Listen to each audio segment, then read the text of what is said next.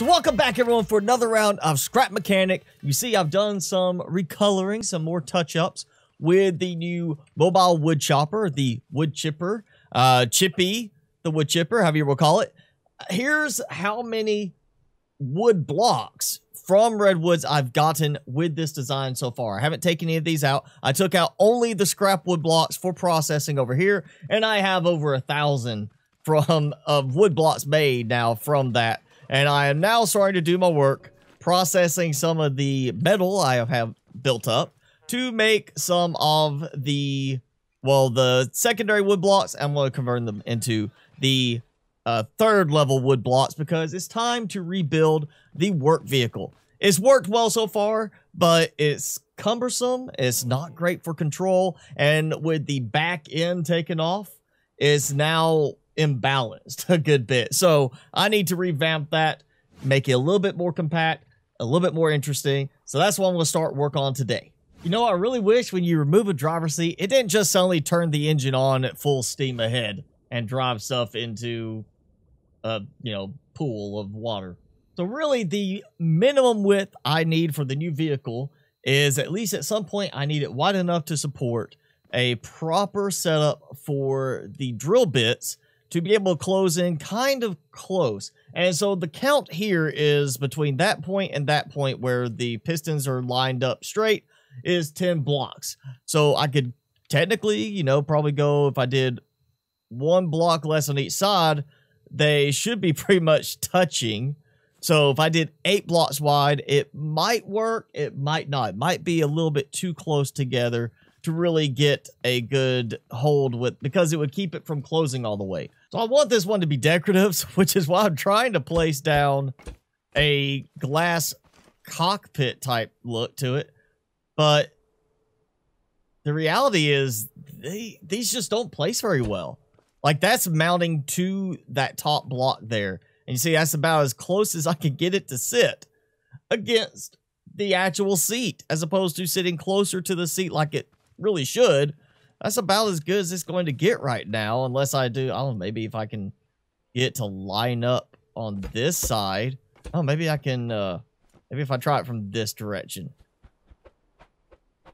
No, it just does not. These really are not set up to line up like you would expect in this game. So even with that mounted there like that, that's as low as it will sit and as far forward as I can get it to go without going higher. I'd have to go and put another set of blocks like this, and then maybe now I can get it to go a little bit further forward, but it's still going to be just, it's too high.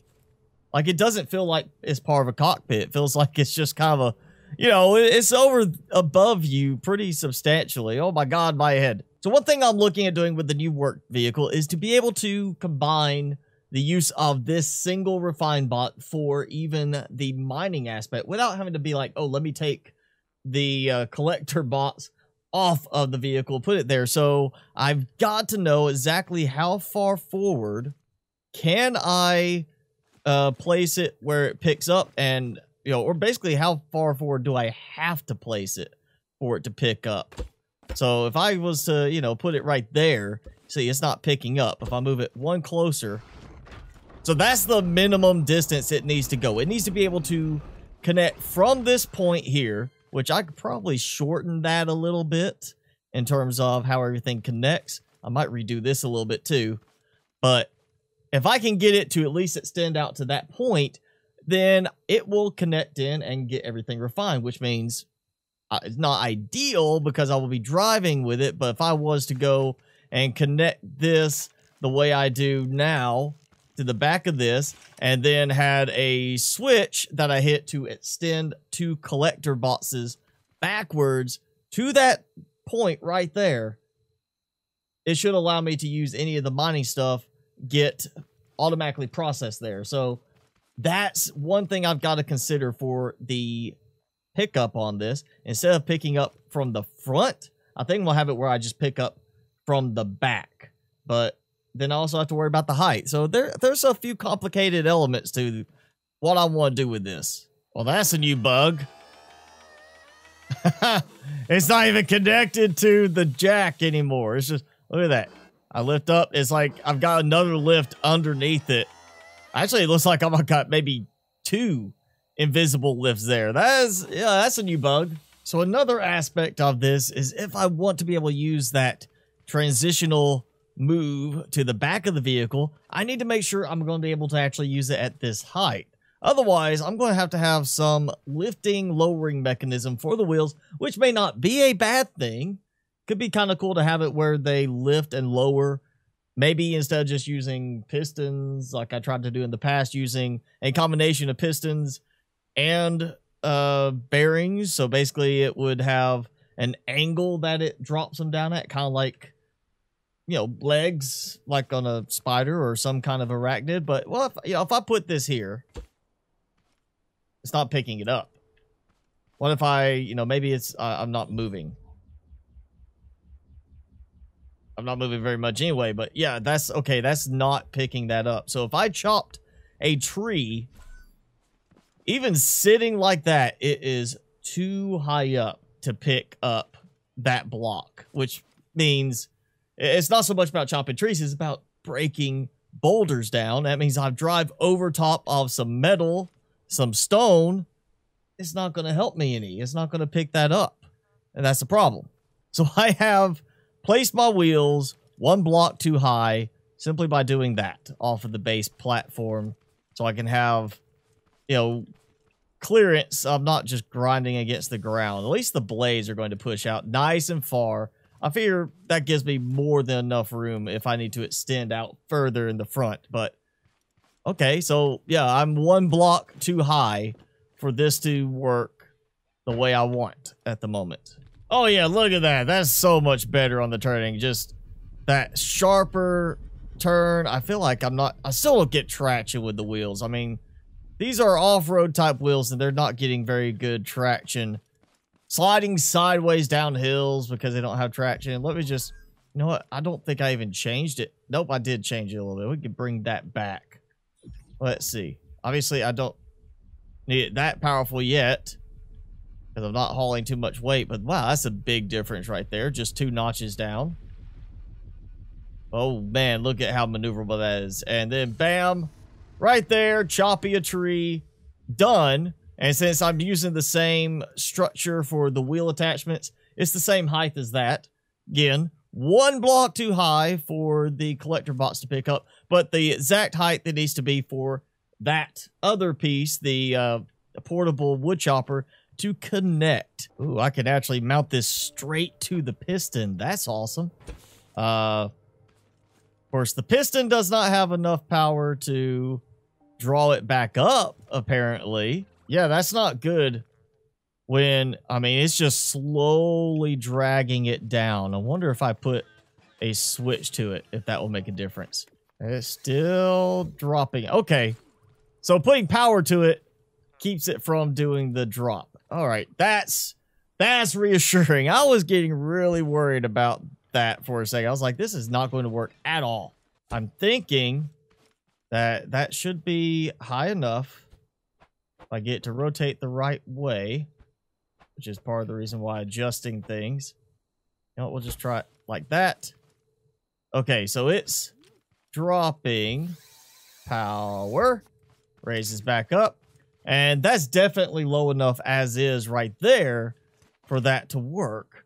So really, the main problem is getting it. I'm going to have to raise that way up, higher than I would like for that part to be high enough to drop it.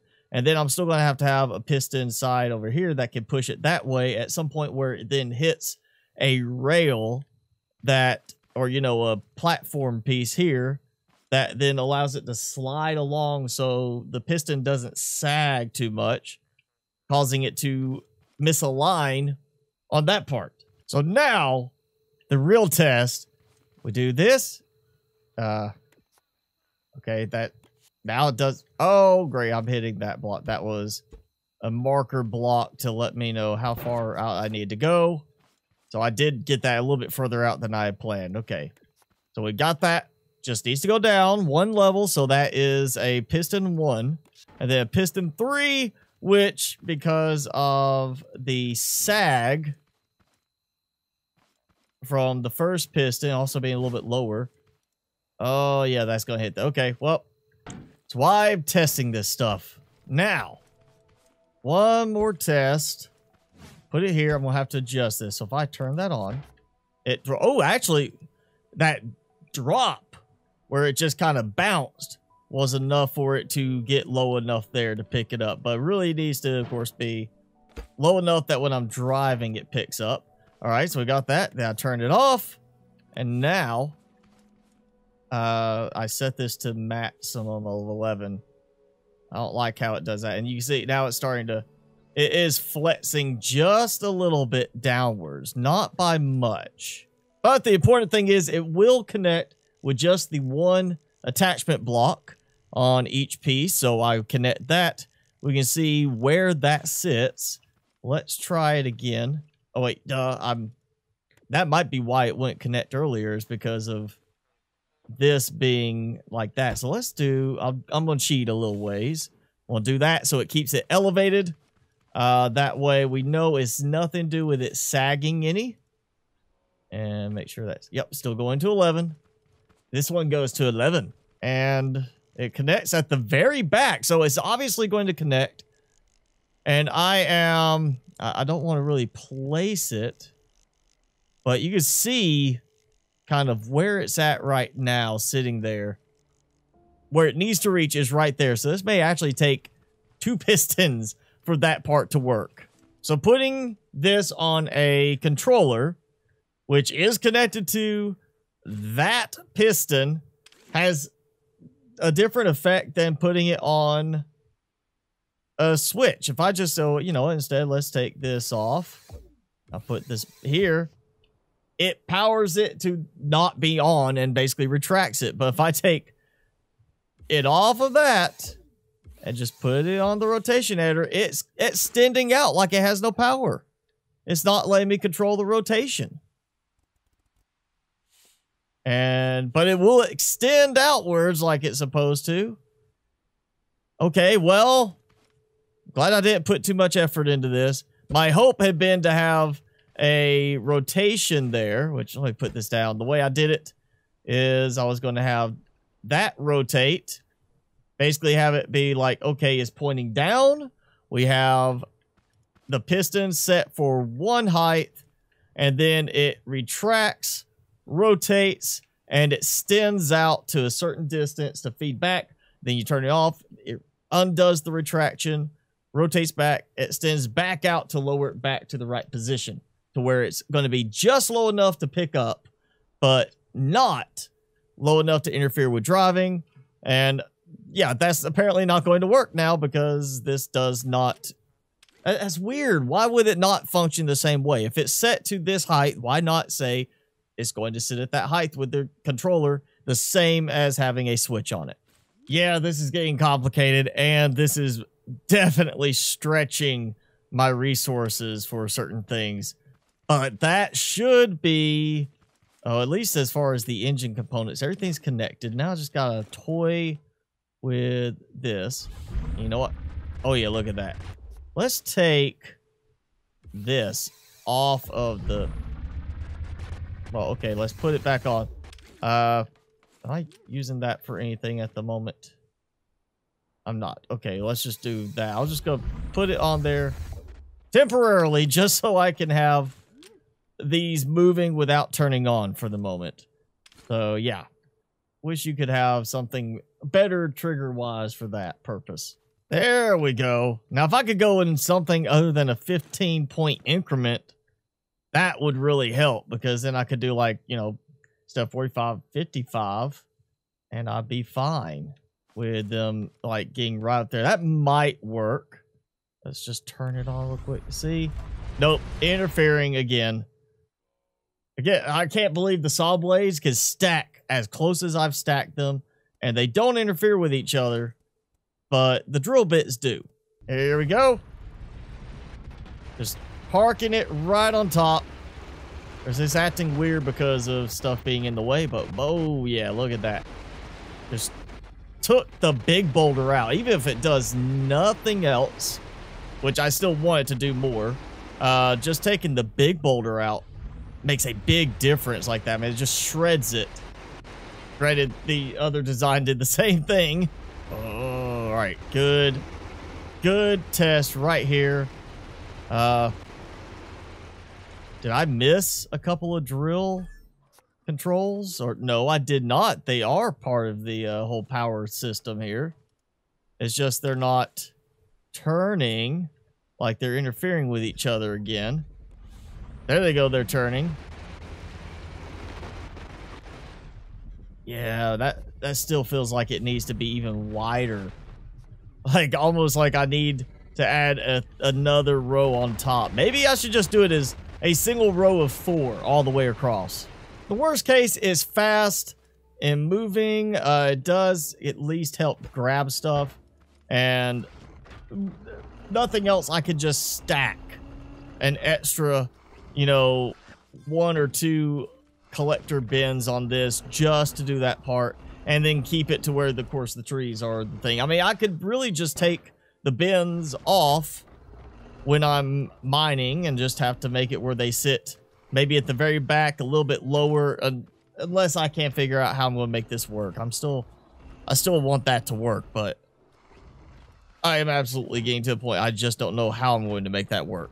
All right, so the work vehicle is underway. It's going to take a lot of tweaking, a lot more than the wood chopping trailer has.